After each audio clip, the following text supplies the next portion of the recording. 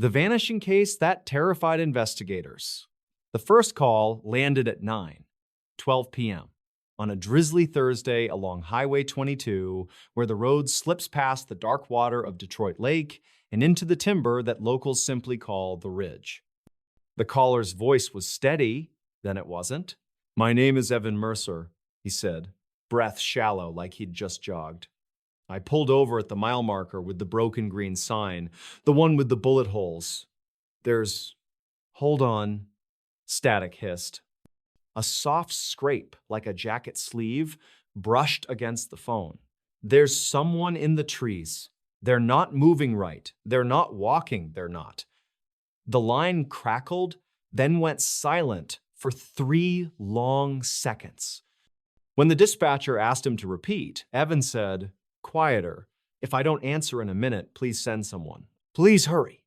The call ended with a wet clicking sound, as if a tongue tapped the microphone, and nothing more. Before we begin, tell me, where are you listening from and what time is it there? Patrol car 3 King 7 reached the pullout at 9:27 p.m. and found an old F-150 idling with the driver's door ajar. The overhead light was on, and a thermos steamed faintly in the cup holder. A phone lay face down on the passenger seat, recording a 9-minute voice memo that the deputy, a calm woman named Lena Alvarez, downloaded on the spot. Her body camera caught everything. The first minute was just engine, rain, and a bright pulsing hum too low to be a siren. The rest was the sound of the forest taking slow breaths. Detective Rowan Hale arrived from the county office at 10:04 p.m., the kind of investigator who carried a metal tape measure and wrote times down to the second. He stood in the beam of his cruiser, a pale rectangle of light on wet asphalt, and listened to the lake pushing softly at the rocky shore below. Pines crowded the slope, black spears against a wool sky. The smell of hot engine blended with a sharp metallic odor, like a coin pressed hard to the tongue. "Mercer?" he called. The trees said nothing. They found footprints immediately. Evan stepped out of his truck in work boots, size 11, crossing the gravel shoulder toward the tree line. The rain softened the edges, but every other detail was crisp. Heel, arch, toe. Then the prints did something that made both investigators forget to breathe for a beat. They simply ended. Not faded, not scuffed away, stopped.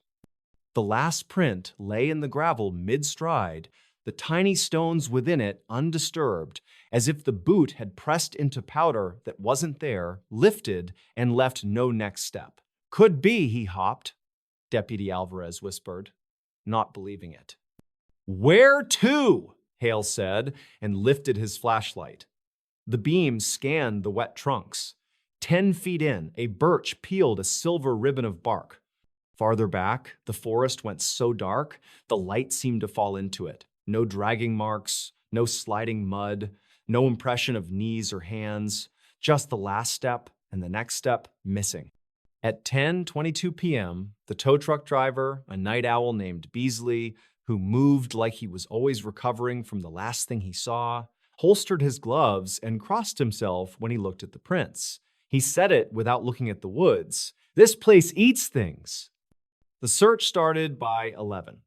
State troopers, county volunteers, 2 SAR handlers with dogs, one named Gipper, the other Foxy, both usually eager to barrel into brush.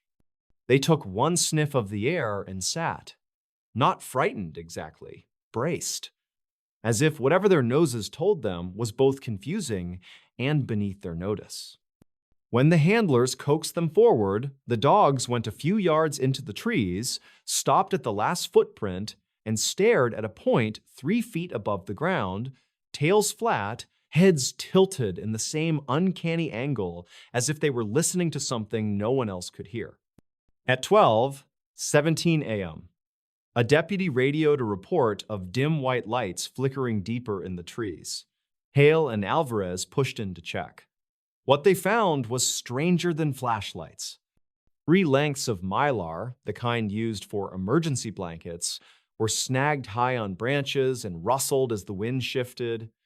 Their reflective surfaces shivered with every gust, throwing off weak glints like eyes.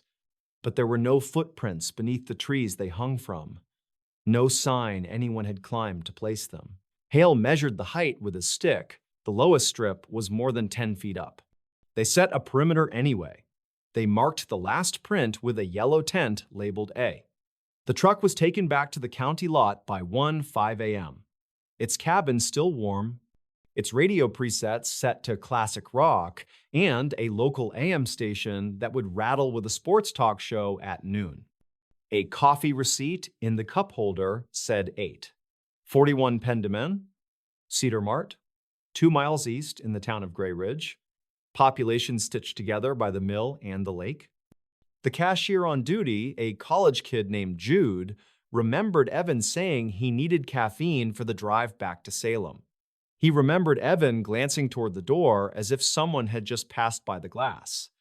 He looked spooked, Jude said at 1:53 a.m., sitting in a back office under buzzing fluorescent lights, steam rising from his instant noodles. Like when you see your reflection move the wrong way. The next morning broke flat and gray. The mountains wore a low band of cloud, the kind that never quite lifts. The wider team assembled at a trailhead with paper cups of donated coffee and stale sugar donuts, then fanned out in grids. That was when the first investigator said out loud that something about the place felt wrong. It wasn't superstition, it was a physical sensation, the way you notice silence only when it feels like weight. They kept finding things that should have belonged to Evan, except they couldn't prove they did.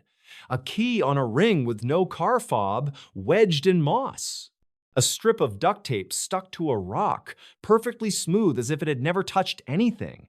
A silver coin embedded in the mud so deeply that the date stamped on it had been polished smooth by grinding it against nothing. They also found a smear on a tree, low and oval and faintly oily to the touch, like a thumbprint the size of a dinner plate. The lab in Salem would later say it contained petroleum byproducts, cedar pollen, and something else not identified in their standard panel. The technician who gave that report sniffed and said the something else was probably an environmental contaminant, which was the exact phrasing a person uses when they want to be done thinking about what they touched. At 2:03 p.m., Alvarez went into the grocery on Main Street to talk to a woman named Mara Ellison, who held a paper cup in both hands as if she were trying to warm bone. He texted me at 8:47, she said, passing over her phone with the threads. The message read, "I'm fine, just grabbed coffee. The lake's got that weird low fog. It sits like it's thinking." Then at 9:06, "There's a green sign. Wind is kicking up. I hear something and then nothing else." She had called at 9:20 when he didn't answer. "He doesn't ghost me," she said, and the way she said it told them everything. Hale asked what Evan did for work. He managed a small warehouse, took weekend trips to fish, paid his bills on time, kept a list in his phone of guitar chords that sounded good after midnight. He wasn't running from anyone. He wasn't trying to disappear. He had a dent in his truck door that he still hadn't fixed because he said it made the truck look honest. He laughed at bad jokes and bought extra firewood for friends at campouts. That evening, he'd been headed home from a helper job at a friend's cabin on the far side of the lake. A normal day, nothing magic in it until it was. The traffic camera at mile marker 142 was an old unit bolted to a leaning pole, its feed flowing into a state server that an IT tech in Salem could pull within minutes. At 4:11 p.m., Hale and Alvarez sat in a dim room at the sheriff's office while the techs scrubbed back and forth across a sliver of time. 9:19 p.m. showed the edge of Evan's truck. 19:41 showed the door opening. At 9:19:52, a tall figure stepped into frame. At the bottom edge of the image, head bent, shoulders bunched against rain. At 19:57, every pixel on the screen seemed to drag left by a hair as if the world had been pulled in a single direction and then let go. It wasn't a full glitch, the time code didn't skip, the sound didn't break. It looked like heat shimmer but there was no heat. A moment later, the figure was gone. "Frame dropped," the tech said, and then frowning, "except it isn't. He tapped keys, there's no missing data, the codec logged a continuous packet stream. He didn't like saying that. Sometimes these older units get interference. He made a show of checking for lightning strikes that never happened and solar activity that wasn't present either. When he left, the small room smelled faintly of old carpet and coffee, and Hale wrote the time down again, because writing times was how he kept a grip on what the world was supposed to do. The word for what the case did to investigators began as tired jokes. Maybe we should start charging the ghosts rent. By the third night, nobody joked. The third night was when Alvarez lost 41 seconds. It was 2:13 a.m. when she walked alone down the shoulder of the highway, past the pullout, body cam glowing a neat blue bead in the dark. The rain had thinned to mist that glittered in her beam. She narrated for the record the way they are trained. Alvarez walking southbound, wind negligible, pavement wet, no vehicles, audible lake wash to my left, smell of cedar. It's cold. Then she stopped speaking because she heard it. The hum. It was not electricity, it was not a plane, it was the noise a taut cable makes when the wind plucks it. It vibrated in her teeth. Her beam swung once across the trees and came back to the road, and then the video blurred, not in a smear, but in a folding. The yellow center line ahead of her looked like a ribbon being drawn into the woods, little key stitches of paint bending toward the trunks and then releasing. She took one more step and had the sensation of putting her foot down into air that did not expect it.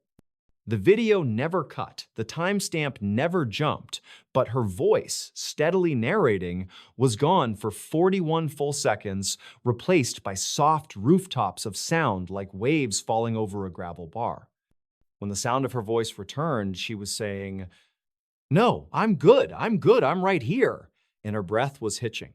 She stood on the shoulder with her hands braced on her knees, and the night came back in layers, wind in the mylar strips, a truck rumbling faintly miles away. Her own pulse drumming so loud inside her ears, it sounded like someone knocking from the inside of a closet. "You okay?" Hale said, moving to her, and she nodded too fast. She wouldn't describe what she saw fully for a day. When she finally did, she said it in a low, even tone at the end of a long interview. "The road tilted," she said. "Not the pavement, not the earth, the place where you decide which way to step. It tilted toward the trees. If something wanted a clean line, it would wipe the line you chose, and you'd walk into where nothing has a step." The case file swelled with interviews, maps, lists. Hale added a page about an earlier disappearance that the old-timers mentioned only if you prompted them with dates. A logger named Kenner went missing in roughly the same stretch, back when the mill still paid cash at the end of the week and the tavern stayed open until sunrise. According to a man named Fielder, who kept a ledger of local deaths because the county clerk's office was a 50-minute drive, Kenner's truck had also been found idling with its lights on and his lunch pail still latched. The printout with an excerpt from that ledger became tab 23. In pencil, Hale wrote in the margin, "Pattern." By day 5, the search scaled down. It always does. People have jobs, fuel costs, the lake never stops pushing at the rocks, and even grief must sleep.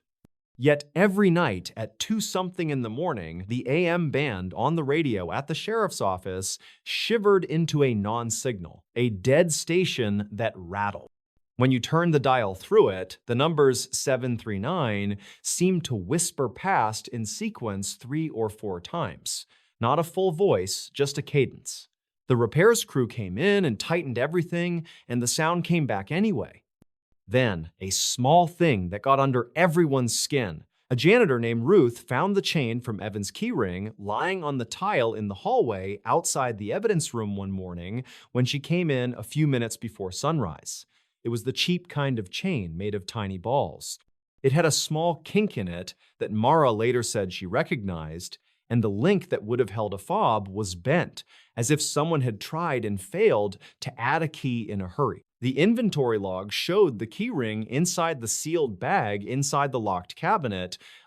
The bag weighed the same, looked the same, sat exactly where it should have been, and when they opened it, the chain was intact and the kink was where Mara remembered. The chain in the hall, same length, same feel, sat on Hale's desk in a small dish for the rest of the month, and people avoided looking at it because it was easier to pretend that kind of duplication belonged to a mistake. At 10:13 p.m. on day 7, a man drifting a small aluminum boat along the north shore of the lake called in a sighting. He said a white shape moved among the trees near the mile marker, a pale figure gliding parallel to the shore and then stopping. He rowed closer. The shape was a refrigerator box, flayed open on one side and flapping in the breeze, caught between trunks.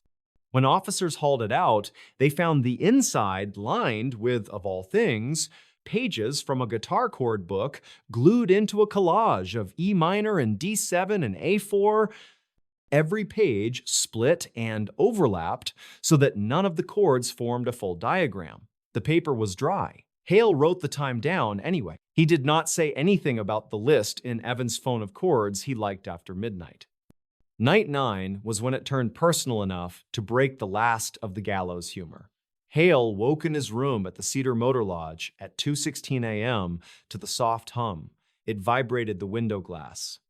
He sat up and put his feet on the carpet and felt the pressure in the air as if a storm were about to hit. The red numbers of the clock read 2:17. He stood, crossed to the sink, and turned on the tap for noise, then turned it off again because the water came out in staccato bursts like it was remembering how to be water. The chain on his door clicked once with no one touching it. He would not write that in the report because even he had a line he didn't want to cross. But he wrote the time, 2:18. He stared at the door long enough to hear the people next door whispering through thin drywall. A woman's voice said, "Don't say it out loud," and a man's voice said, "We didn't." By then, Gray Ridge's rumor mill was grinding full speed. The woman who ran the pie shop on Main told anyone who would listen that she had driven past that mile marker around 10 p.m. the week before and watched her dashboard clock stutter backward from 10, 7 to 10, 5, and then tick forward again like a skip in a record. A youth pastor from the church near the school said he'd hiked the ridge years ago and felt his legs tremble in a patch of sunlight that shouldn't have been there because the canopy was too dense. A retired surveyor named Orville talked about a singing wire he'd heard when he was a young man stringing telephone lines, the kind of sound that makes your fillings itch. He said the ridge had its own weather. He said not to whistle there at night. He said a lot of things, and then he said nothing at all and rocked gently on his heels. 2 weeks in, the official search scaled down again. The case file thickened with the weight of pages you only read when you have to. Hale kept going to the lake at night.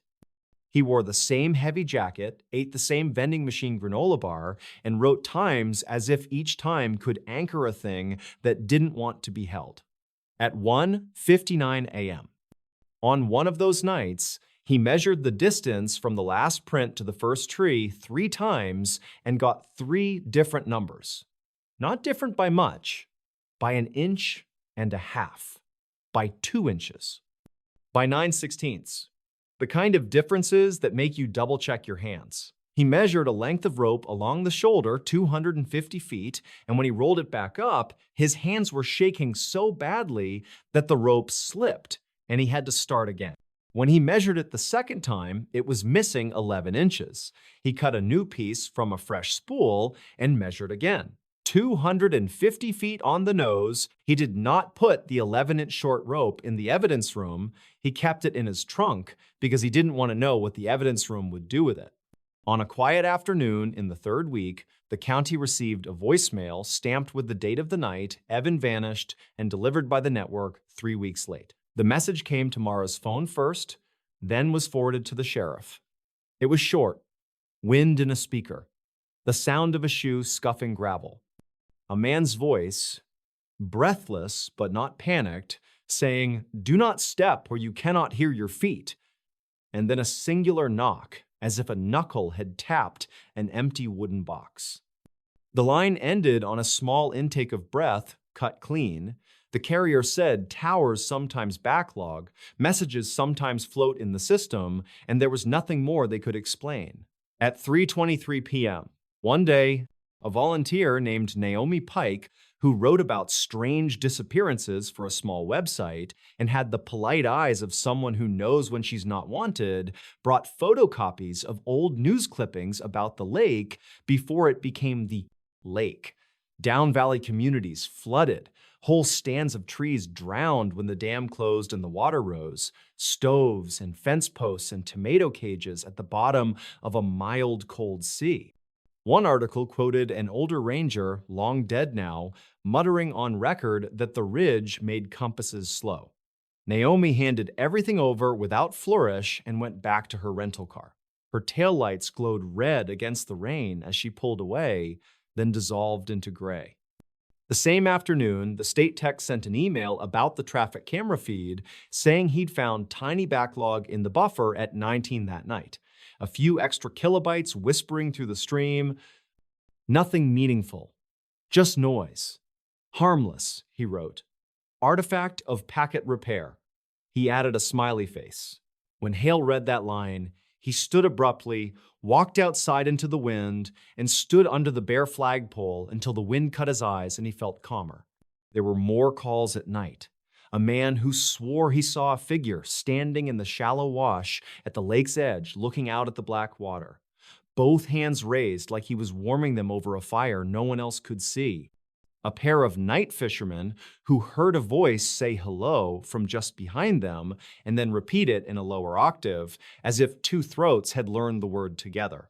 Two teenagers who parked at the pullout and joked loudly to keep brave until they noticed all the night insects had gone silent at once, as if a hand had pressed down on a switch, and they drove away so fast they forgot to switch on their headlight. Then, one more thing that turned the case from frightening to personal for the people wearing the badges. At 2:31 a.m., the day before the file was supposed to be transferred to a colder desk.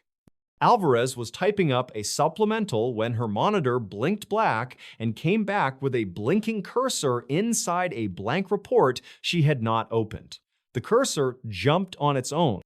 A single word appeared in the field where the case name should go. Here. Then nothing, and the monitor returned to her report as if she had never left it. She stared until the clock at the bottom corner ticked over to 2:33. She saved her report, closed the lid, and felt her throat press shut like a hand had rested around it. She signed off early and drove to the lake. She stopped 100 yards short of the pullout. She turned off her lights and sat in the dark, listening. She did not get out. She did not press record. She did not narrate. She did not breathe for a count of 4. After a minute, she heard the softest sound, like boot leather bending, as someone shifted their weight from one foot to the other. She thought, with sudden clarity, that the worst part of this job had never been the blood or the lies. It was the moments when you knew you were hearing something meant for you. By dawn, she made a decision. She told Hale 2 hours later, standing beside the coffee machine while it groaned out a thin stream. I can't do nights there anymore, she said. Not for a while. He nodded as if she had told him the sky had a color. He signed the form that moved her temporarily to day shifts and wrote the time, 10:21 a. He would tell his wife later that he had never been proud of a signature before. Officially, the Mercer case never reached a conclusion. The file thickened and then stopped. The press releases used phrases like pending new information and no evidence of foul play found at this time, which is what you write when every possibility has crawled under the bed to hide from daylight. People still drive past the green sign with the bullet holes, and at night they glance in their mirrors between mile markers 141 and 143 without knowing why. The strange part isn't how it ended. The strange part is how it kept touching things after it should have gone still. Months later, a family walking the shoreline in April found a sealed jar in a tangle of drift close to the pullout. Inside, folded tight, was a page torn neatly from a spiral notebook. The page was blank at first glance. Only when they tilted it toward the sun did they see faint writing impressed into the paper, as if someone had written on a page above it and the pressure left ghosts of letters. It read, in sharp, ordinary handwriting, "Never step where sound has left." The letters walked down the page and thinned at the end. The jar lid was on tight. There was no water inside. The family turned the jar in to the county without their names. The clerk who accepted it put it on a shelf to be logged after lunch. When she came back, the jar was gone, and in its place sat a silver coin pressed so clean you couldn't read the date. On some nights, if you tune your car radio to the broken AM station near the lake, the dial will tremble as you pass that stretch, and a low thrumming will pulse through the speakers like the space between heartbeats. A voice, maybe the same voice that warned the dispatcher, maybe not, will rise out of static for just a moment. You won't catch the words. You'll only feel your feet on the pedals, your hands on the wheel, and the peculiar awareness that you are crossing a place where the world forgets its lines. Keep driving. Keep your tires on the painted edge. Count out loud if you have to. Hear your step.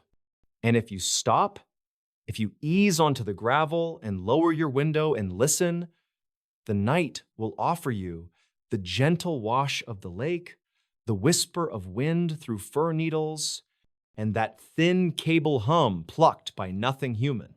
You will think about a man who stepped toward the trees with his shoulders hunched against rain. You will look down and see your own footprint, clean in the grit, and you will see that there is a space ahead of it where the next print should go and does not. Your mind will fill the blank with stories, so you can move. Choose one, make it a good one, bring it with you as you turn back to the wheel. Drive.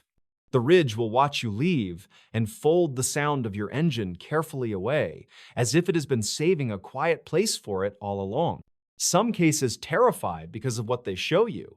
This one terrifies because of what it takes away, one step at a time, until the distance between footsteps becomes a place all its own. When the investigators finally closed their notebooks and turned off their recorders, the lake kept breathing. The ridge kept humming. And somewhere, just past the broken green sign, the last clear footprint in the gravel waited under a thin coat of dust for the next person who leaned too close to the line where the world forgets to make the next step. A case so bizarre, it was locked away. There are stories buried deep in archives that were never meant to be heard again. Stories so strange and unsettling that those who investigated them wish they could erase the memory entirely. One such case unfolded in a quiet American town where life once moved slowly, where neighbors greeted each other on porches, and where nights were supposed to be calm. Yet beneath the surface of that ordinary place, something happened that would forever scar the people who lived there. It began on a cold evening in late autumn. The sun had already slipped away behind the horizon, leaving behind a gray sky that matched the empty streets. A small town in the Midwest was winding down for the night. Storefronts closed one by one, families gathered inside their homes, and only the faint hum of an old neon diner sign flickered at the edge of the main road. It should have been like any other night, yet for a handful of people, it became the beginning of something they could never explain. The first sign came from a farmhouse just outside the town limits. A family who had lived there for generations suddenly reported strange noises echoing through the halls at night. At first, it was dismissed as the old woods settling or animals scratching against the siding. But the sounds grew louder, turning into rhythmic knocks, dragging noises, and eventually faint voices that seemed to whisper just beyond the walls. The man of the house began keeping a journal. Each night, he wrote down what he heard and what he felt. His entries grew increasingly frantic, describing cold spots in the hallway, doors unlocking themselves, and the overwhelming sense that something was watching them from the shadows. One entry, smudged and nearly illegible, contained only 3 words repeated over and over again. "It knows me." When the family finally fled the house in the middle of the night, leaving dinner plates still on the table, the sheriff's office was called to investigate. Deputies walked through each room and noted the eerie silence that had settled inside. The air was heavy, almost suffocating.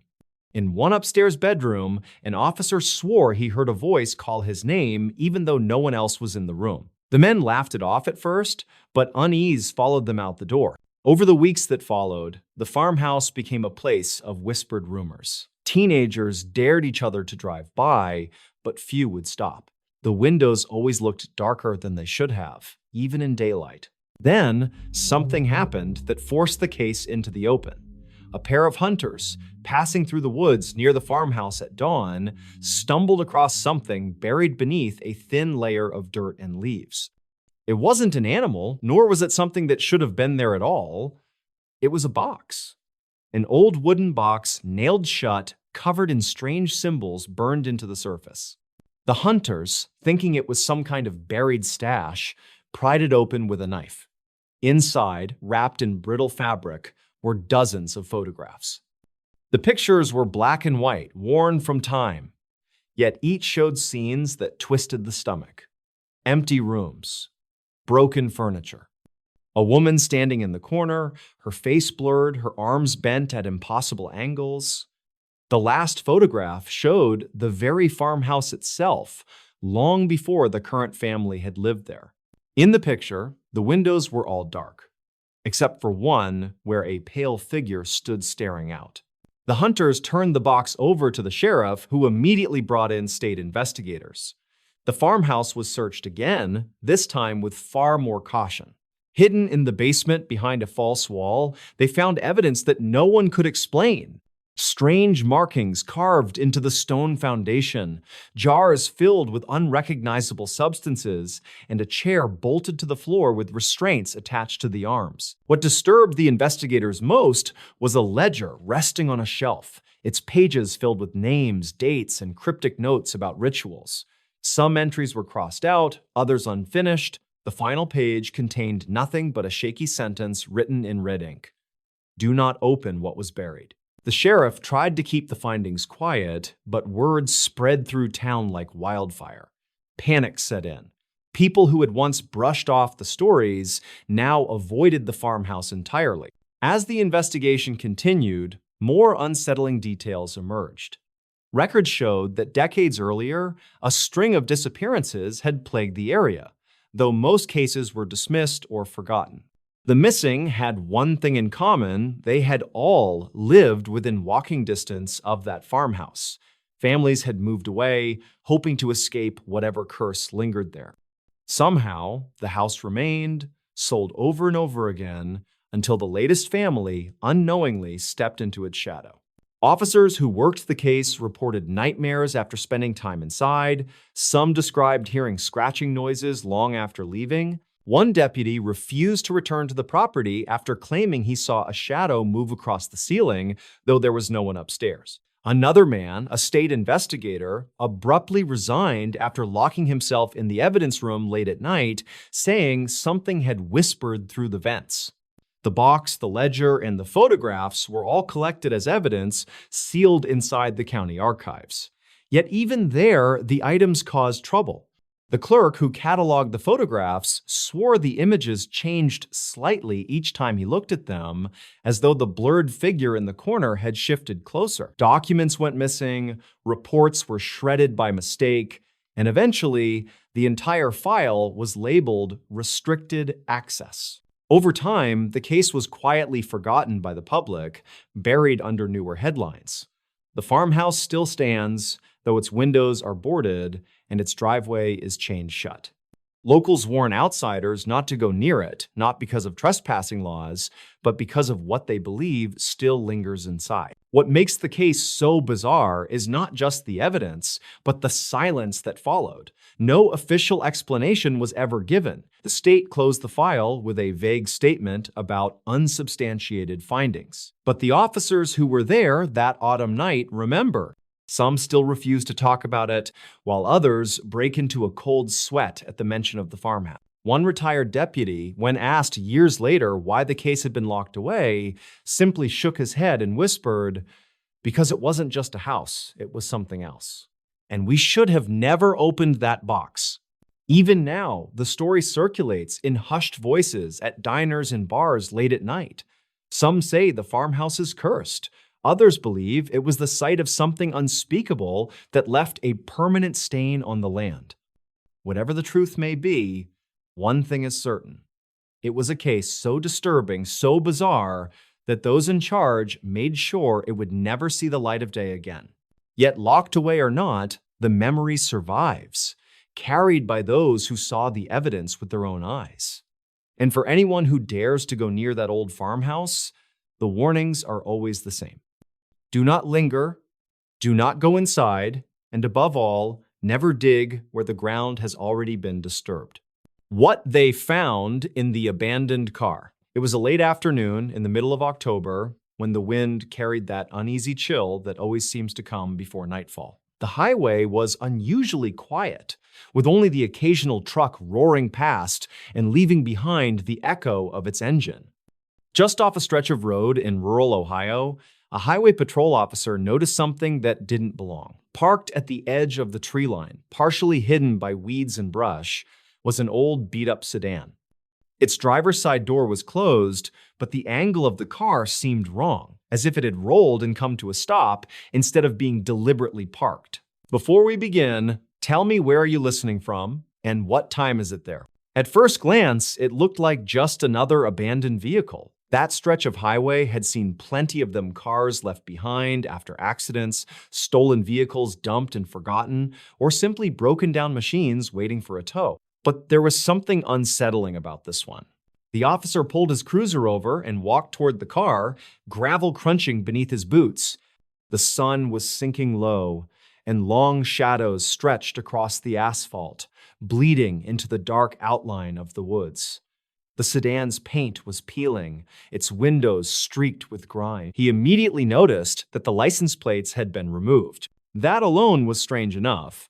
But as he leaned closer, he realized the windshield had a faint spiderweb crack running from one corner, like it had been struck hard. Dust covered the hood, but there were smudges on the driver's side window, smudges that looked too much like handprints. The officer tugged on the driver's side handle. It was unlocked. The smell that rushed out made him recoil. A pungent, metallic odor hung in the air, mixed with something sweet and rotten. Inside, the upholstery was torn and stained, but that wasn't what froze him in place. On the passenger seat sat a small leather-bound notebook, its edges curled from moisture. On the floor beneath the steering wheel was a single shoe, scuffed and mud-caked, and in the back seat, pressed against the door, was a dark, crusted stain that could only be blood. He called it in immediately, requesting backup. Within the hour, state police and investigators arrived, their headlights cutting through the growing darkness. They taped off the area and began their work, pulling on gloves, photographing every detail, carefully dusting for prints. But the deeper they looked, the stranger the situation became. There was no wallet, no ID, nothing that could identify who had driven the car. The glove compartment had been emptied except for a broken pen and a crumpled fast food receipt. But the date on that receipt was weeks old. The odometer showed the car hadn't been driven far since then. The trunk was the real horror. When officers forced it open, their flashlights revealed a large black trash bag stuffed against the far corner. It was tied with electrical cord, the plastic stretched and torn in places. When they cut it open, the stench was unbearable. Inside was clothing, women's clothing, damp and stained, a jacket, a torn blouse, and jeans with the knees ripped open. Folded between the fabric was something else, a set of photographs. Each picture was of a different location. Abandoned farmhouses, empty playgrounds, remote dirt roads swallowed by trees. In every photo, there was a date scrawled on the back. The notebook from the front seat offered more clues, but also more terror. Its pages were filled with shaky handwriting, short entries that read like fragments of thought. Some described watching people from afar. She walked alone again. Same route, same time. Others were even darker. The woods hide everything. They don't hear the screaming in there. And one line in particular made the investigators pause. The car is only the beginning. Neighbors from the area were questioned. A farmer down the road mentioned he had seen the car parked there a few nights before, but he hadn't paid much attention. Another person recalled hearing strange noises near the woods late at night, something between a scream and a shout, cut off suddenly. For weeks, the police scoured the forest that bordered the highway. They found disturbed soil in several places, shallow pits half covered with leaves, but nothing inside them. It was as if whoever had used that car had moved quickly, changing spots, hiding something they didn't want discovered. The photographs were traced, and investigators visited each location. At two of them, they found more evidence, shreds of fabric, small bone fragments, and at one site, a rusted shovel leaning against a collapsed shed. Despite all this, no one ever came forward to claim the car.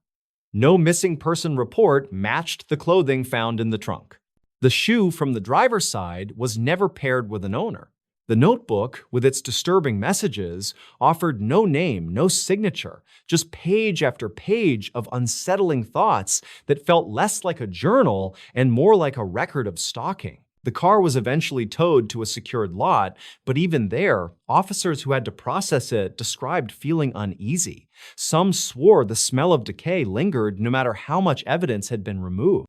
Others said the notebook pages seemed to shift, like words were darker each time they looked, though that was likely exhaustion playing trick. What makes the case so disturbing is not only what was found inside the abandoned car, but what was never explained. Who wrote in that notebook? Whose clothing was hidden in the trash bag? Why those specific locations, photographed and dated? To this day, locals driving past that stretch of highway say they feel a chill when they see the turnout where the sedan was discovered.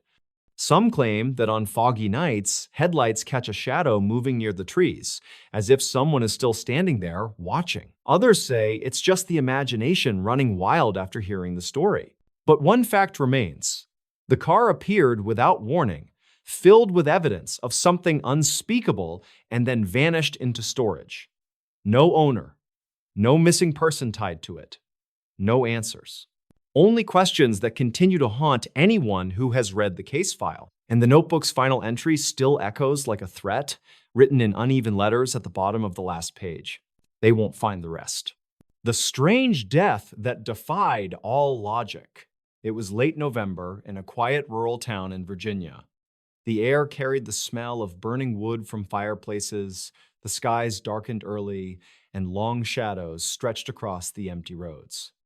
People were preparing for the winter season, stacking firewood, closing shutters against the cold wind, and settling into their nightly routines. Nothing about the evening seemed unusual until a call came into the sheriff's office just after 10 at night. A man had been found dead inside his own home under circumstances so bizarre that even seasoned investigators would later describe it as one of the strangest cases they had ever seen. Before we begin, tell me, where are you listening from, and what time is it there? The house stood on the edge of town, an old two-story farmhouse that had been in the family for generations. Locals often passed by it and commented on its lonely appearance, the way the shutters rattled even when there was no wind, and how the light in the upstairs window sometimes flickered long past midnight. The man who lived there was known by many in town. He was not the type who kept close friends, but he was not disliked either. People described him as polite, quiet, and occasionally eccentric. No one ever expected his name to be tied to one of the most haunting investigations the county would ever face. The discovery was made by a neighbor who noticed that the man's truck had not moved for 2 days, and the porch light had been left on since the weekend. When no one answered repeated knocks on the door, the neighbor called authorities. Deputies arrived quickly, their flashlights cutting through the cold air as they walked up the creaking porch steps. The front door was locked. Yet when they pushed gently, it gave way with a strange groan, as if it had already been forced from the inside. The scene inside was unsettling from the start. The living room looked untouched, a stack of unopened mail sat neatly on the table, and the fireplace had gone cold. But as the officers moved deeper into the house, they were hit with a wave of unease. The air felt heavy, as if charged with something unseen. Upstairs, the hall was lined with old family portraits whose eyes seemed to follow the deputies' every step. They reached the bedroom at the end of the hall, and what they found there was unlike anything they had ever encountered. The man was lying on his bed, but not in the way one might expect. His body was arranged in a rigid, almost ceremonial position, arms crossed tightly over his chest, eyes wide open, staring at the ceiling in frozen terror. His mouth was twisted into a silent scream, lips cracked as though he had been gasping for air. The blankets beneath him were undisturbed, tucked neatly under his body, suggesting he had not struggled or moved before death. It looked as if he had simply laid down and been struck by an invisible force that drained the life out of him instantly. The strangest detail was the expression on his face. It was not just fear, it was beyond fear. It was as if he had seen something impossible, something no human mind was meant to comprehend. The deputies stood frozen for a moment, their radios crackling softly in the stillness of the house. One of them whispered that it felt like the room itself was colder than the rest of the house, though there was no open window, no draft. When the coroner arrived, he too was baffled. There were no signs of injury, no blood, no evidence of a struggle. His heart had stopped, yet there were no natural causes found on initial inspection. His body temperature was strangely lower than expected, as if he had been dead far longer than he actually had. The coroner would later admit in private that he had never seen a face frozen in such an expression of horror. As the investigation unfolded, more details began to trouble the authorities. The man's phone was found on the nightstand, but its last call had been to 911. The disturbing part was that the call had gone through, yet when dispatch replayed the recording, all that could be heard was static, followed by a faint sound that some described as heavy breathing, while others insisted it sounded like faint whispers in the background. The call had lasted exactly 47 seconds before abruptly ending. Detectives searched the house for clues, but everything seemed in order. There was no sign of forced entry, no missing valuables, no fingerprints other than his own. It was as though death had entered the house unseen and left no trace behind. Some of the younger officers began whispering among themselves about the town's old legends. There had always been rumors that the land the farmhouse sat on carried a history of strange happenings, that years earlier there were stories of people hearing voices at night or feeling watched while walking near the woods behind the property. Most dismissed those tales as folklore, yet now, standing in the dimly lit bedroom, it was harder to ignore. The autopsy brought no clarity. The medical examiner ruled the cause of death as cardiac arrest, but with no underlying condition to explain it. His organs were healthy, his blood work was normal, and there were no toxins detected. It was as if his body had simply decided to stop functioning, triggered by something unknown. What haunted those who saw the report was the conclusion written at the bottom. Cause of death undetermined, circumstances highly unusual. Word spread quickly through town, and the farmhouse became the subject of endless speculation. Some insisted he had been frightened to death, that perhaps he had seen something in the moments before he died. Others whispered that the property was cursed, pointing out that decades earlier, another family member had also died under mysterious circumstances in the same house, though few remembered the details. What everyone agreed on was that something about the case felt wrong, as if a piece of the truth was missing, just out of reach. Weeks turned into months, and still no answers came. The house was sealed off, left untouched after the investigation. Neighbors reported strange occurrences in the nights that followed. A woman living across the road claimed she saw a light flickering in the upstairs bedroom, even though the power had been cut. Another swore she heard knocking sounds echoing from inside the house at 3 a.m. The sheriff's office dismissed these as rumors, yet privately, some deputies admitted they avoided driving past the farmhouse after dark. The case eventually went cold, filed away as one of those unsolved mysteries that haunt small towns forever. The official records would state that the man died of cardiac arrest, but everyone who had been there that night knew there was more to the story. They remembered the expression on his face, the static-filled 911 call, the cold air that seemed to linger in the bedroom long after the body was taken away. Years later, the house still stands. The paint has peeled, the porch is collapsing, and weeds have overtaken the yard.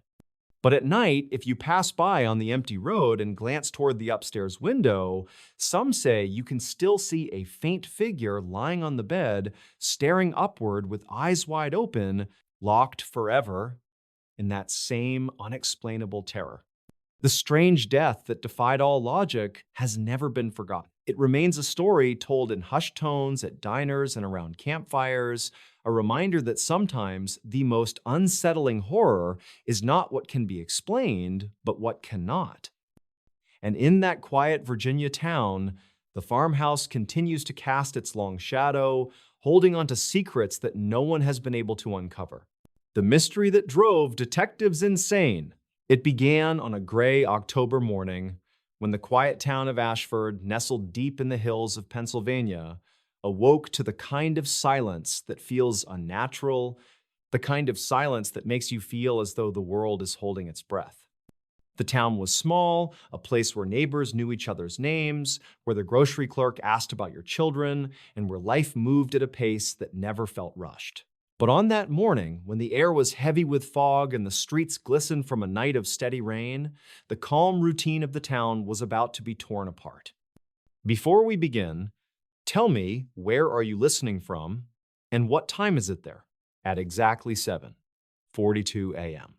A call came in to the county sheriff's office. The voice on the other end was trembling, uneven, as if struggling to form the words. A man named Harold Turner, a truck driver who had pulled over to check his tires near an abandoned farmhouse on Old Mill Road, claimed he had seen something so disturbing that his voice broke while describing it. He insisted there was a figure lying motionless in the grass beside the farmhouse, and strange markings covering the walls as if someone had gone mad with red paint. Within minutes, 2 deputies were dispatched, and by 8:15 a.m., the first reports began filtering back. It was not paint. The walls of the decaying farmhouse were covered in streaks of blood, and the body lying in the tall, wet grass was not just any body. It was positioned in such a deliberate and unnatural way that it sent chills through even the most seasoned officers. Arms extended straight out, legs bent at sharp angles, and the head tilted to face the sky with eyes wide open, as though the victim had been forced into a grotesque pose before life was taken from them. The coroner was called, and as the body was examined, it was revealed that the victim had no identification, no wallet, no phone, nothing to indicate who they were. Their clothes were generic, the kind one might buy at any discount store, but there was something unusual. Sewn into the lining of the jacket was a small piece of parchment, brittle and yellowed with age, on which strange symbols were scrawled in dark ink. No one at the scene could decipher it. By late morning, detectives from the county's investigative unit arrived.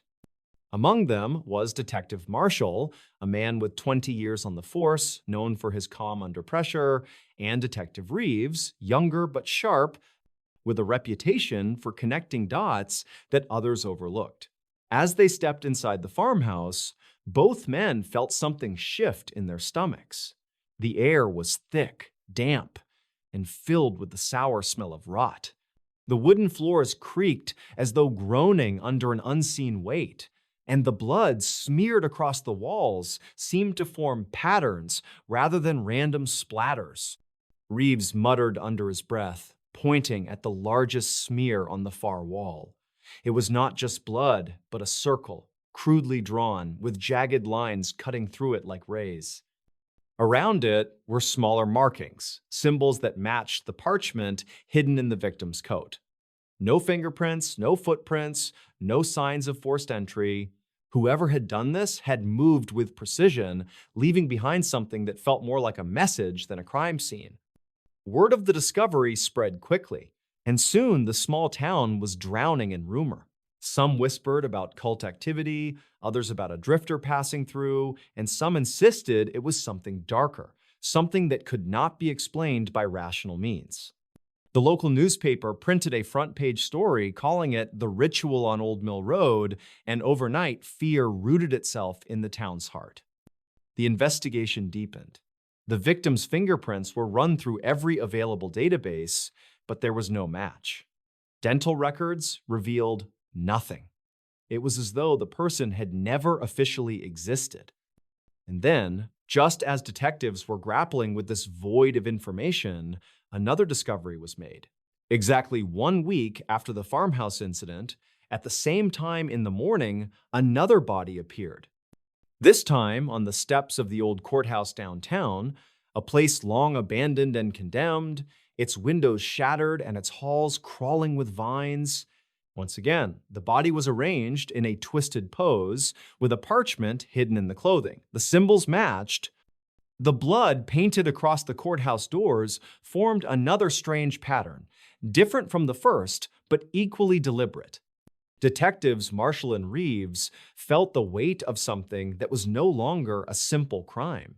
These were not random murders, not crimes of passion or opportunity. Someone was leaving behind a trail, constructing something larger than any of them could comprehend.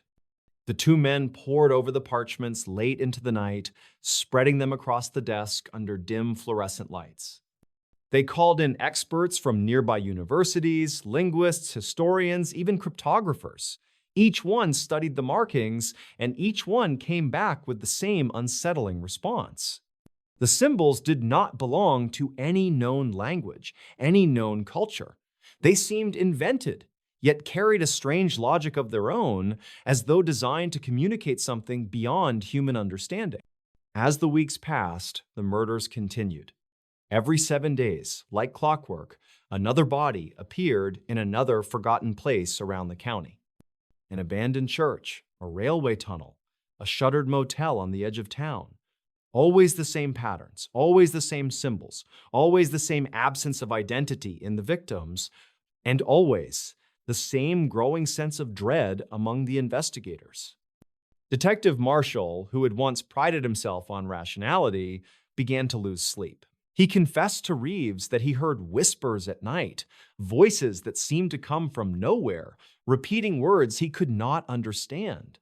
Reeves, though skeptical, admitted that he too felt a constant pressure, a sense of being watched when alone. Their colleagues noticed their decline. What had begun as a case had become an obsession, one that clawed at their sanity with every passing day. The media attention swelled, with reporters descending on Ashford, painting it as a town cursed, a place gripped by an unseen terror. Residents began locking their doors before sundown, avoiding the streets after dark. Churches filled with people desperate for comfort, while others fled the town entirely. Businesses closed, leaving storefronts empty. The once quiet community had been hollowed out, consumed by fear. Then came the night that finally broke the detectives. It was bitterly cold, with frost coating the ground like glass.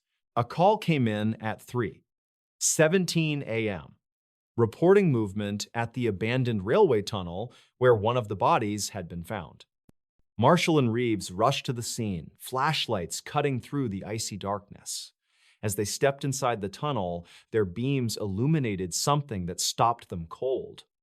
The walls were no longer streaked with old graffiti, but covered in fresh blood, thick and wet, spelling out words they could almost read. As they moved deeper, the symbols began to shift, curving into forms that resembled letters, as though the unknown language had begun merging with English. And at the far end of the tunnel, sitting upright against the wall, was a figure they recognized. It was Harold Turner, the truck driver who had first called in the farmhouse discovery. His eyes were open, his expression frozen in terror, his hands clutching another parchment. On it, scrawled in shaky handwriting that was unmistakably human this time, were the words, "They are coming and you cannot stop them." The sound that followed was one Marshall would never forget. a low hum vibrating through the steel of the tunnel, so deep it rattled their bones. Reeves dropped his flashlight, and in that moment of darkness, something moved. Not footsteps, not the shifting of a person, but a ripple, as though the air itself was alive. When they scrambled back toward the entrance, both men swore they saw shadows that did not belong to them, stretching unnaturally along the walls, reaching out like hands. In the weeks that followed, the case unraveled. Reports were filed, but the words within them made no sense.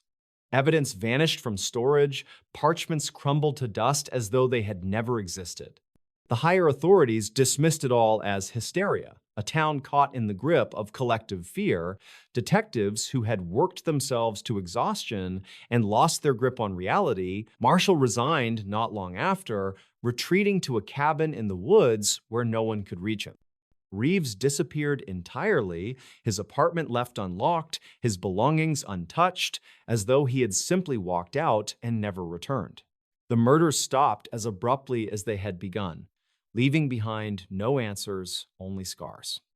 To this day, the story of Ashford is whispered about in Pennsylvania, the tale of a mystery so profound it drove the best detectives to madness. Some claim it was a cult, others that it was something far older, something that had slipped into our world for reasons no one could explain. But those who were closest to it know one thing: it was not a case that could be solved. It was a message and perhaps a warning. And sometimes, late at night, in the silence of those empty streets, locals say you can still hear it. That low hum, faint but unmistakable, rolling through the hills like a promise. A sound that reminds them the mystery was never truly over. It was only waiting. Cases too disturbing for the headlines. On a cold evening in late autumn, when the air carried that sharp bite that seemed to creep straight into the bones, a small town in Pennsylvania found itself at the center of a nightmare that would never be printed in its local paper. The town was quiet. Rows of dimly lit houses along narrow streets, the kind of place where people locked their doors but still trusted their neighbors enough to wave goodnight. Nothing extraordinary ever happened there until one night when something so disturbing unfolded that even the most hardened investigators struggled to put it into words. Before we begin, tell me, where are you listening from and what time is it there? It began just after 9 when a call came into the county sheriff's office. A neighbor reported hearing screams coming from a farmhouse that stood on the edge of town. The farmhouse was old, weathered wood splintering beneath layers of paint that had long since given up fighting the years. For decades, it had been home to a family that mostly kept to themselves. The caller's voice shook as he described the sound, high-pitched, ragged, not the kind of cry you'd expect from someone startled or angry. It was the kind of scream that made the hair on your arms stand straight, the kind that hinted at something primal, something wrong. 2 deputies arrived on scene within minutes. The yard was silent, the gravel driveway scattered with wet leaves, the porch light flickered, swaying slightly in the wind. They approached cautiously, knocking on the door, announcing themselves. No answer. What they found when they stepped inside would haunt them for years to come. The living room smelled faintly of iron and smoke. Furniture was overturned, photographs shattered on the floor, glass crunching under their boots. The deputies moved slowly, flashlights cutting through the shadows. In the kitchen, the table was set for dinner, plates still warm, food untouched. Chairs lay scattered as though people had been startled in the middle of a meal, and then in the hallway leading to the bedrooms, they saw it. Dark streaks along the wall, smeared handprints dragged downward, as though someone had clawed desperately at the surface trying to hold on. The prints led toward a closed door at the far end. With weapons drawn, they pushed forward, calling out again. No response. When the door swung open, the beam of light revealed a scene that froze them in place.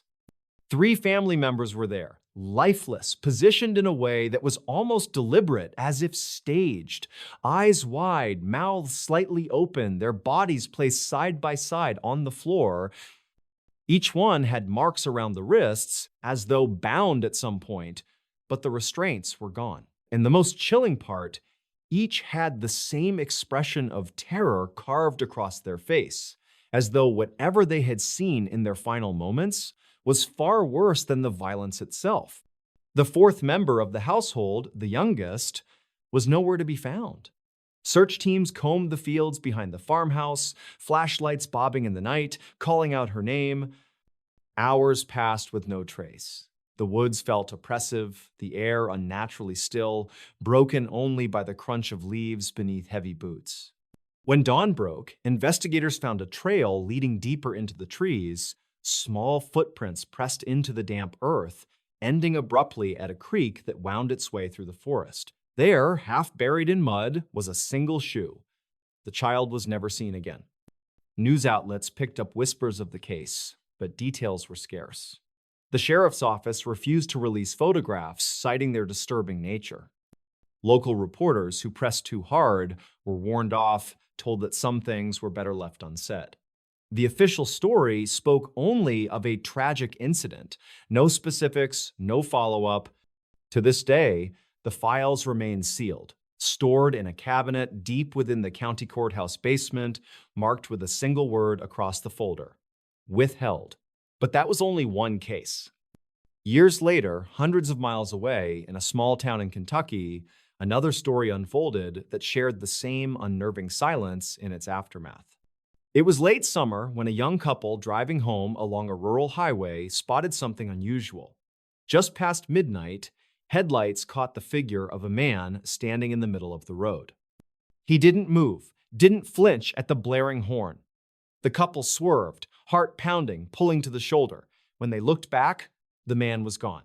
Shaken, they continued on, only to find a pickup truck parked half a mile ahead, engine still running, driver's door wide open. The radio played softly inside, static breaking through faint country music. A wallet sat on the dashboard, filled with cash and identification. But the driver was nowhere in sight. Deputies searched the area until sunrise.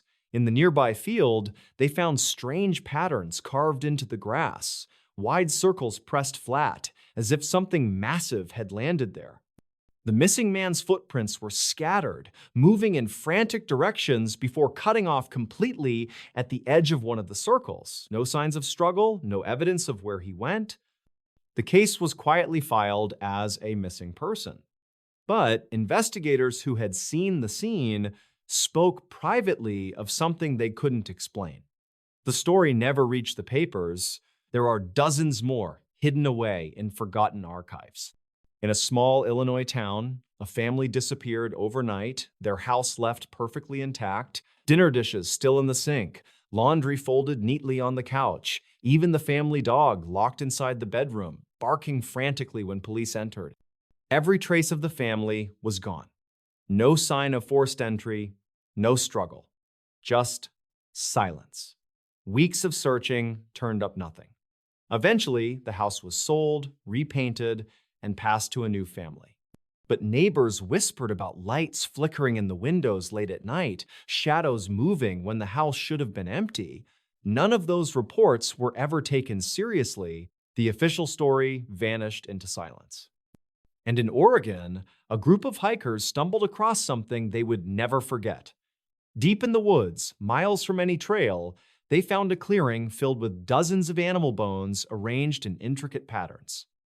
At the center, a large wooden cross stood upright, draped in torn pieces of clothing. Tucked into the branches above, a weathered photograph of a child smiled down, pinned with rusted nails. Authorities who investigated labeled it a disturbed individual's work, dismissed it as unsettling but not criminal. Yet those who saw it firsthand swore that the bones weren't all animal. Some, they insisted, looked far too human. These are cases too disturbing for the headlines, stories that never made it to the evening news, hidden behind closed doors and sealed files. They are spoken about in hushed tones by investigators long since retired, men and women who wake in the night with memories of things they cannot forget. The public will never know the full details. Perhaps it is mercy, perhaps it is fear. Because sometimes what really happens in the shadows of small towns and quiet highways is far worse than any headline could ever capture. And sometimes the silence that follows is the loudest sound of all. The creepy legend that turned out to be real. There are places in America that carry a darkness with them, a weight that people feel the moment they step foot near them. Towns where locals whisper warnings, where stories are told to scare children into obedience, yet deep down, those same children know the stories were not just to frighten them, they were to protect them. Before we begin, tell me, where are you listening from and what time is it there? On the edge of a quiet town in Pennsylvania stood an abandoned farmhouse that no one dared approach after sunset. The house sat along a narrow dirt road, hidden behind rows of tall skeletal trees that looked almost like they were trying to conceal it. The wooden boards were weathered and gray, with the roof sagging inward and broken shutters hanging by rusted hinges. To anyone passing by, it was just another decaying building in the countryside, but for the people who lived nearby, it was known as the house that should never be entered. The legend had been whispered for decades. People spoke of screams that carried through the woods at night, of lantern lights flickering in the upper windows, even though the place had no electricity. Travelers claimed to see a figure standing motionless at the end of the road, a silhouette with no face, before it suddenly vanished. The story went further, darker, telling of a family who once lived there, a family that had mysteriously vanished one cold November night. No one could ever explain what happened, but when authorities entered the farmhouse, they said the dinner table was set as if the family had been about to eat. The food was untouched, and the chairs were neatly tucked in. It was as though the people had simply stood up, walked out into the woods, and never returned. For years, nobody dared to touch the property. Nature reclaimed the land, vines crept up the siding, and the windows were clouded with grime. But the legend lived on. High school students dared each other to walk up the road on Halloween, and some swore they heard footsteps following them even when no one was behind them. Others spoke of whispers drifting through the night air, soft and urgent, urging them to turn back before it was too late. It was late October when three friends from town decided they were going to prove the stories were nothing more than exaggerated tales. The evening had turned colder than expected, and the wind carried with it the smell of damp leaves and distant wood smoke. The group parked their car along the edge of the old road and began walking toward the house with only their flashlights cutting through the darkness. The air was heavy, unnervingly quiet, as if the entire forest was listening. When the farmhouse came into view, one of them muttered that it felt wrong to be there. The others laughed nervously, insisting it was just an old house, nothing more. But as they drew closer, the temperature dropped sharply and their breath came out in white clouds. They noticed that the front door was slightly ajar, creaking gently with each gust of wind. Inside, the air smelled of mildew and rot. Their footsteps echoed on the warped floorboards as dust swirled in the beam of their flashlights. Faded wallpaper peeled from the walls, and in the kitchen, the old dining table still stood, covered in a thick layer of dust. Plates and silverware were still neatly arranged, as if waiting for a meal that never came. One of the friends reached out and touched the back of a chair, only to pull his hand back quickly. The wood felt strangely warm, as though someone had just been sitting there. They laughed nervously again, trying to convince themselves it was just their imagination, but unease had already set in. In the silence, they thought they heard something upstairs. A slow, deliberate creak, like a footstep on the old boards above them. They froze, holding their breath, staring at one another with wide eyes. One whispered that it was probably just the house settling, but deep down, none of them believed that. Against their better judgment, they climbed the staircase. The wooden steps groaned under their weight, and each movement felt like it echoed far too loudly. At the top of the stairs, a hallway stretched out before them, lined with doors that hung crooked on their frames. They pushed one open and found a bedroom.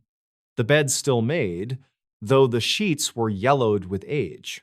A child's toy sat on the dresser, its once bright paint faded, and as one of them shined a light on it, the toy suddenly tipped over on its own. The sound of it hitting the wood made all of them jump back in fear.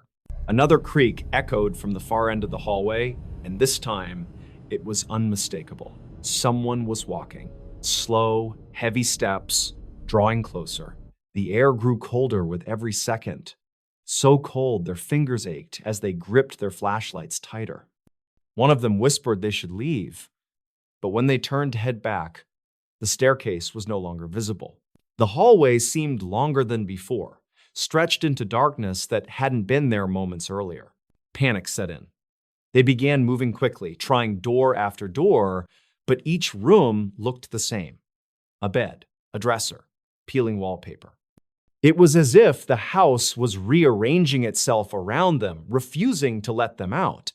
Then came the sound that made their blood run cold. A voice. Not loud, not clear, but a soft whisper, calling their names. The voice was distorted, almost gurgling like it came from underwater. And it wasn't just one voice, but several, overlapping, whispering in unison. Their flashlights flickered, plunging them into brief pockets of darkness. In those moments, they swore they saw shadows moving across the walls, figures just out of reach, taller than any human should be. One of them screamed, pointing at the end of the hall. Standing there was a figure, tall and thin, its face nothing more than a pale blur. It tilted its head unnaturally far to the side, and the whispers grew louder, rushing into their ears until they could barely think. They ran, bursting into room after room, trying desperately to find the staircase again, but the layout made no sense. Doors led to dead ends, and windows that should have opened to the outside revealed only more darkness, like an endless void pressing against the glass. Then, without warning, they found themselves back in the kitchen. The table stood there, just as before, but this time the plates were no longer empty. Each one was filled with rotting, mold-covered food. The chairs were pulled out, as though someone had just been sitting there waiting for them to arrive. One of the friends collapsed in terror, sobbing uncontrollably, while the others pulled at the front door. At first, it wouldn't budge, as if the house itself was holding it shut. Then, with a violent crack, it burst open, and they stumbled out into the freezing night air. They didn't stop running until they reached their car, hearts pounding, lungs burning, unable to shake the feeling that something was still following them. When they finally made it back to town, they were pale and trembling, barely able to explain what had happened. They swore they would never return, and in the days that followed, each of them suffered strange disturbances.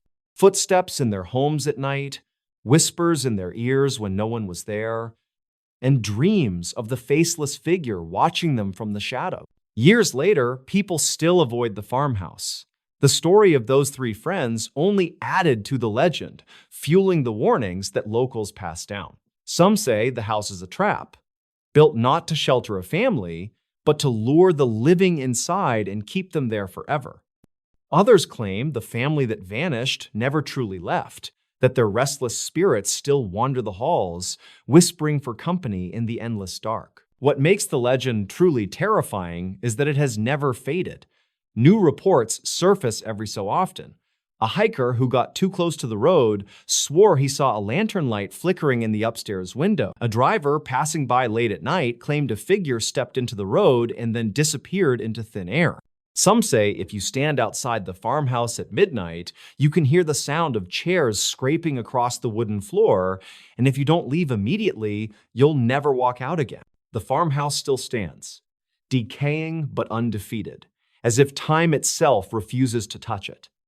And the legend remains alive, not just a tale to scare children, but a reminder that some places carry with them a darkness that cannot be explained. A darkness that does not let go. The creepy legend turned out to be real, and anyone who doubts it only needs to step onto that lonely dirt road at night. If they listen closely, they'll hear the whispers waiting for them, calling them by name, ready to welcome them into the house that never lets go. A trail of evidence that led to nowhere. It began on a chilly evening in the outskirts of rural Pennsylvania.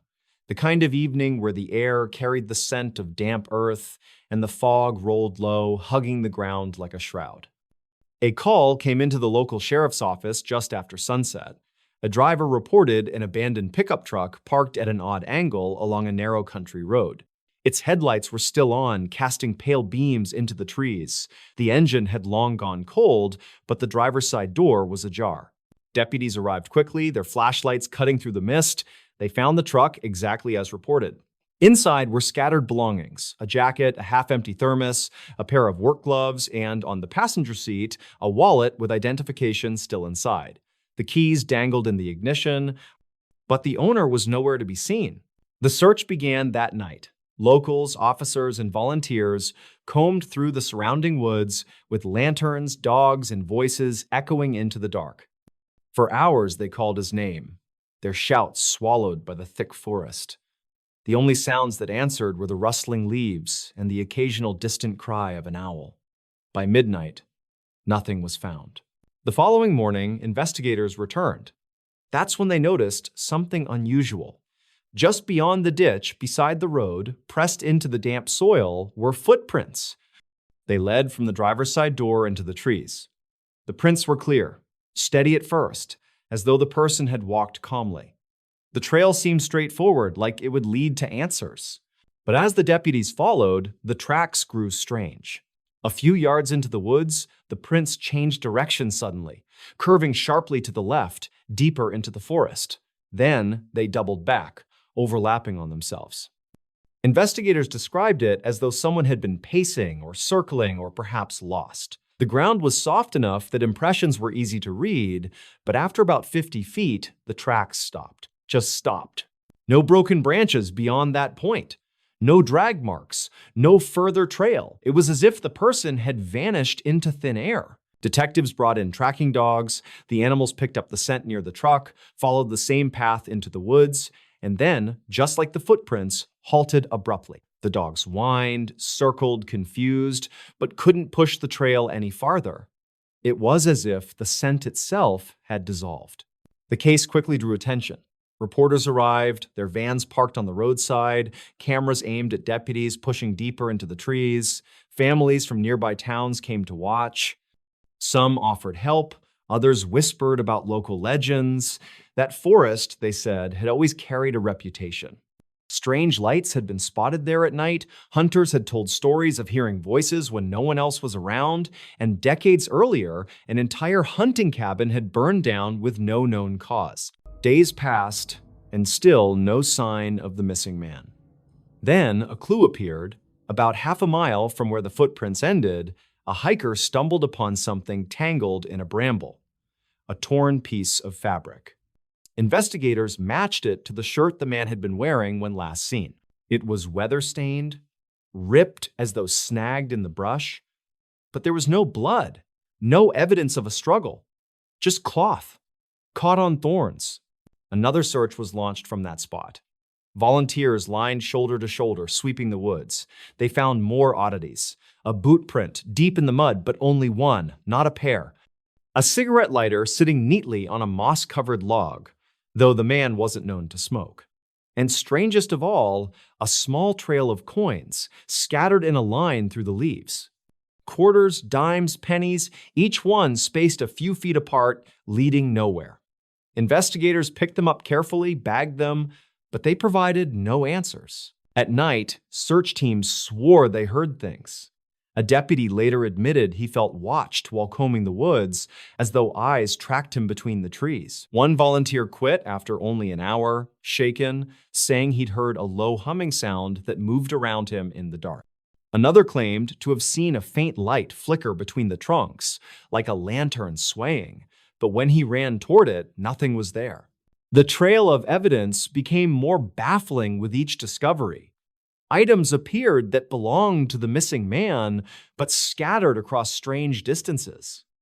His other boot was found days later, sitting upright on a stone, his watch, still ticking, turned up near the banks of a shallow creek.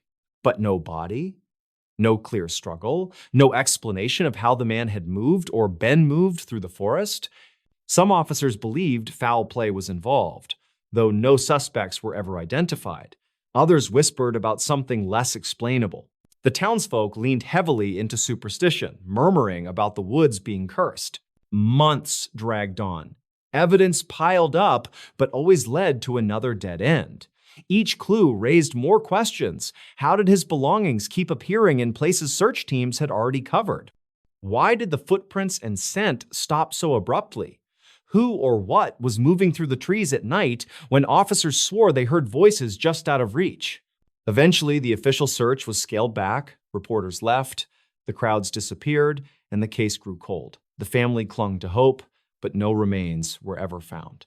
All that was left was a file thick with reports, photographs of scattered belongings, and testimony from those who swore something unnatural lingered in those woods. To this day, locals still talk about the case. They say on foggy nights, if you walk near that stretch of road, you can see the faint glow of headlights still shining in the trees. Some claim they've heard footsteps crunching behind them, only to turn and find nothing there. Others insist the man's spirit is still wandering, forever trapped on a trail that leads nowhere. What's certain is that the trail of evidence, the footprints, the coins, the torn fabric, the belongings never gave investigators closure. It all led deeper and deeper into mystery, until it ended in silence. The cold case that still haunts the FBI. In the quiet hours of a foggy November morning, the FBI's field office in Richmond received an anonymous phone call. The voice on the other end was trembling, rushed, almost desperate to get words out before nerves took over. All they said was, "Check the woods near Meadowbrook Road, it's still there." Then the line went dead. No caller ID, no way to trace the source. Agents were dispatched, unsure if this was another cruel hoax or something far more sinister. Before we begin, tell me, where are you listening from and what time is it there? By late afternoon, a team was combing through a dense patch of forest just outside of a rural neighborhood. The woods stretched for miles, silent except for the crunch of boots on damp leaves. The sky was gray, and the air carried that heavy stillness before nightfall. Just as some of the younger agents began to doubt the tip, one of them noticed something strange beneath a mound of half-frozen earth. A corner of what looked like an old tarp was sticking out. When they pulled it back, what they uncovered would become one of the FBI's most unsettling unsolved cases. The remains inside the tarp were badly decomposed, but clearly human. The body had been bound with rope that had frayed, but still held tight around the wrists and ankles. The jaw was broken, and the skull had a deep fracture that suggested a violent impact. But the most disturbing detail was carved into the wood of a nearby tree. Someone had etched a single word, uneven and jagged, as if done in haste or with shaking hands. The word was mine. From the beginning, the case spiraled into something that investigators could never fully control. Forensic experts determined the body had been there for years, maybe decades, but no missing persons report in the area matched the description. Clothing remnants found with the body seemed outdated, like something from the late 70s or early 80s, but without a label or traceable detail, it was almost impossible to place. Locals who lived near Meadowbrook Road had plenty to say when agents started asking questions. Some remembered strange lights in those woods at night. Others recalled hearing what they described as screams echoing through the trees, always around the same time, just past midnight. A retired hunter swore he once saw a figure crouched near that exact spot long before the discovery, but when he went closer, it vanished into the brush as if it had never been there. The FBI collected every scrap of evidence: soil samples, rope fibers, bone fragments, even the carving on the tree. They brought in behavioral profilers who suggested the killer had likely revisited the site more than once, maybe even for years. The word mine indicated possession, obsession, or perhaps a message meant to terrify anyone who stumbled upon it. And then came the tapes. 2 months into the investigation, a plain envelope arrived at the field office. No return address, no fingerprints. Inside was an old VHS tape. Agents set it up in a secure room, half expecting static or some meaningless footage. What they saw instead left even the most seasoned investigators silent. The tape showed a dimly lit basement. A single light bulb swung above, casting shadows that distorted every corner. In the center of the frame was a chair, old and wooden, with rope draped across its arms and legs. The camera zoomed in slowly, and though there was no sound, everyone watching could almost hear the creak of the wood and the hum of the bulb. Then, suddenly, the screen went black. A few seconds later, words appeared, written in block letters across the screen. "She's still waiting." No one could explain how the tape reached the FBI. Lab analysis showed it was recorded on equipment no longer common, perhaps decades old. The handwriting used in the message didn't match any samples in the Bureau's database. Still, the chilling phrase was undeniable. Whoever made it knew about the body in the woods. More envelopes arrived over the following years, each containing a tape or a photograph. One photo showed a stretch of the forest at night, with what looked like a figure standing far in the background, too blurred to identify. Another tape featured the same basement, but this time the chair was overturned and the ropes were scattered across the floor. Again, no sound. And again, a message appeared at the end: "You didn't listen." Agents began to lose sleep over the case. Some requested transfers, unable to shake the feeling that the person behind this was taunting them, watching them. There were whispers in the office about certain files going missing, about evidence being tampered with or moved without authorization. The word haunted wasn't just a metaphor anymore. Investigators felt they were being drawn into something they could never step back from. The case expanded into nearby states, with similar anonymous tips leading to dead ends or strange discoveries. In one abandoned farmhouse in Pennsylvania, agents found a wall covered in newspaper clippings about unsolved murders and disappearances, some dating back 50 years. In the center of the wall, circled in red, was a photo of the Meadowbrook Woods. Psychologists brought in by the Bureau suggested they were dealing with someone meticulous, someone who wanted control over the narrative of fear. The killer, if alive, was still out there. And if dead, his legacy was designed to linger, to keep the FBI chasing shadows indefinitely. But the most disturbing moment came when one of the tapes was played in slow motion. Buried in the background noise of the recording, beneath the static, a faint voice could be heard. The audio team enhanced it, and though it was muffled, the words were unmistakable. It was a woman's voice, whispering over and over, "Please, no more."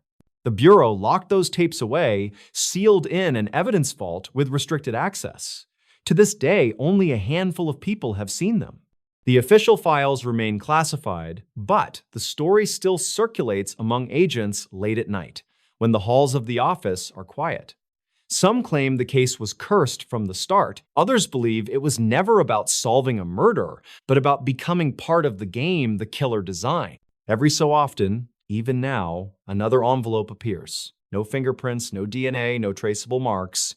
Sometimes it's a photograph of the forest. Sometimes it's a tape that refuses to play, filled with nothing but endless static.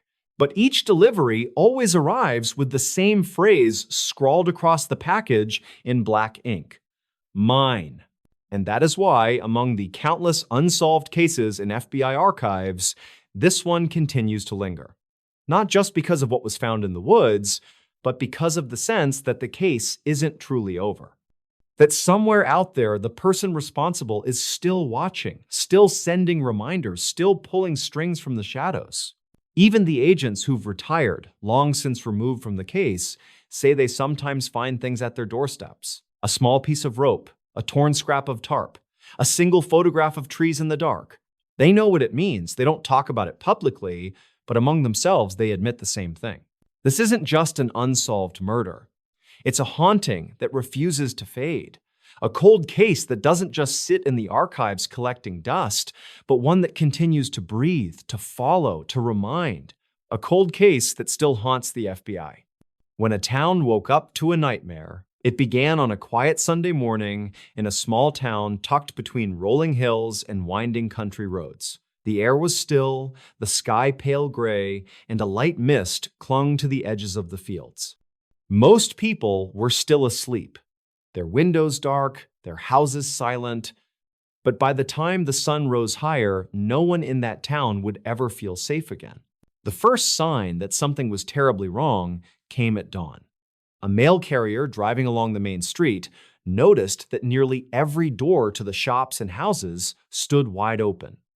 At first, he thought maybe there had been a block party the night before, or that people were airing out their homes in the cool morning breeze. But then he realized the silence was unnatural. There were no footsteps on the sidewalks, no voices, no cars passing by. It felt like he was driving through a set of abandoned buildings rather than the heart of a living town. He parked his truck in front of the diner, a place that usually had the smell of bacon and coffee drifting out the door at that hour. The door was ajar, swinging slightly on its hinges.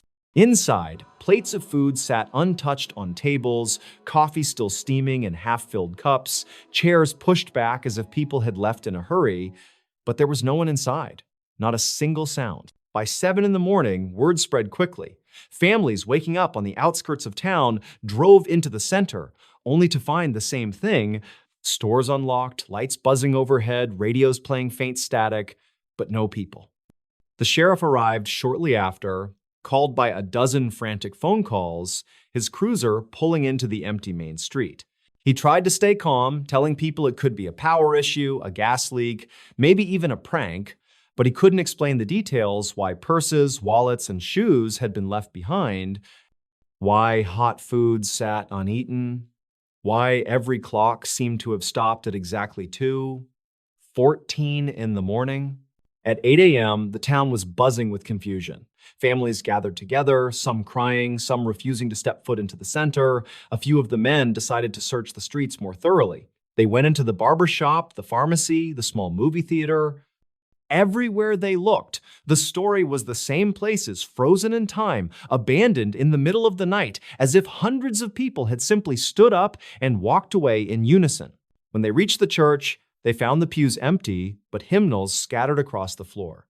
A single candle still burned at the altar, its wax pooled into a puddle, but no one was inside. Outside, the sheriff stood with his radio pressed to his mouth, calling the state police, but the line was filled with nothing but static. The phones inside the diner, the offices, even the switchboard at the town hall were all dead. The fear began to spread like wildfire. Mothers clutched their children, fathers paced the sidewalks, muttering under their breath. The sheriff finally ordered that no one go inside the town alone. Small groups began to search, some heading toward the school, others into the residential blocks. At 9:30, a group of 3 entered a row of houses along Pine Street. The first house was neat and tidy, the front door hanging open. Breakfast sat half-eaten on the table, the back door unlocked, but no one was there. The second house had the same eerie silence. But when they reached the third house, they found something that made one of the men scream so loudly it echoed down the street. On the living room floor was a deep black stain, as if the carpet had been burned or melted in a perfect circle. In the center of the circle, they found a child's toy, a wooden train, charred black as if it had been exposed to fire. Yet nothing else in the room was burned.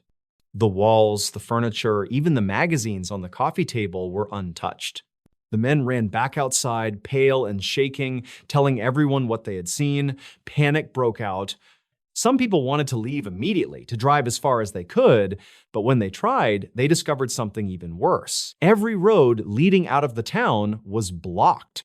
Not by cars, not by fallen trees, but by something they couldn't explain. At the edge of the asphalt, just where the town ended and the country roads began, there was nothing. No horizon, no fields, no sky, just a wall of gray mist stretching endlessly in every direction. Those who tried to drive through it never came back. The sound of their engines faded into the fog, and then silence. When others followed, walking to the edge, they swore they heard whispers in the mist, voices calling their names, but no one who entered returned. By noon, the town was unraveling. The sheriff tried to keep order, but people were breaking down, sobbing, screaming, praying. A group gathered in the town square, demanding answers, but there were none. The radios still played nothing but static, the clocks still frozen at 2:14, and the air felt heavier by the hour. Birds no longer sang, dogs no longer barked. The world outside the town seemed gone.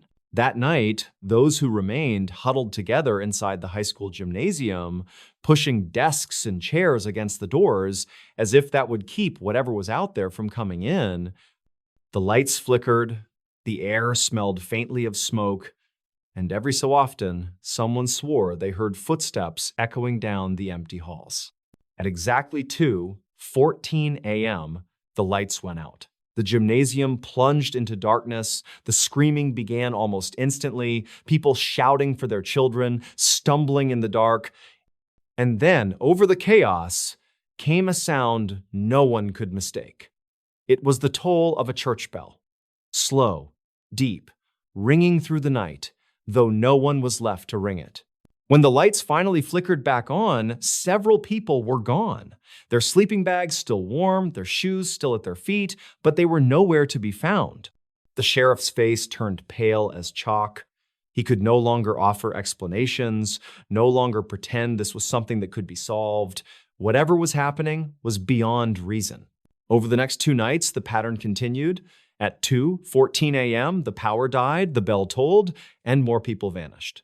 Sometimes it was whole families, sometimes it was only one person lying between 2 others. No one heard a door open, no one saw a shadow move, they were simply gone. By the 4th day, only a handful of townspeople remained. They gathered in the diner, the same place where everything had started, too afraid to separate, too tired to keep fighting. The sheriff sat at the counter, his head in his hands, his badge glinting in the dim light. He told them all the same thing, that they should pray, that they should hold on to each other, and that whatever this was, it had already decided their fate. On the 5th morning, the sun rose to reveal a main street that was truly empty. The diner, the church, the school, every house, every street, all silent, all abandoned. Plates of food sat cold, doors hung open, radios still hummed with faint static, but no one was left. Not a single voice, not a single heartbeat. Weeks later, when state police finally arrived, they found a town frozen in time. They wrote reports, took photographs, sent samples to laboratories, but no explanation was ever found. The newspapers called it a mass disappearance, the strangest in the country's history. Some whispered it was government testing, others swore it was something supernatural, a curse, a punishment. But those who studied the files all noticed one detail that was never printed in the papers. Every clock in town had stopped at exactly 2:14 a.m. And every tape recorder, every answering machine, every piece of equipment that could capture sound had the same recording at that exact moment. A single toll of a church bell, followed by a whisper that no one could fully understand. Some thought it was saying, "Come home." Others swore it said, "You belong here." The truth has never been uncovered. The town still stands, its buildings rotting, its streets cracked with weeds. Travelers who pass by at night sometimes claim they hear the faint toll of a bell or see lights flicker in the windows of the diner, but no one dares to stop, no one dares to enter, because everyone knows what happened when that town woke up to a nightmare, and everyone fears that if they step inside, they might never leave.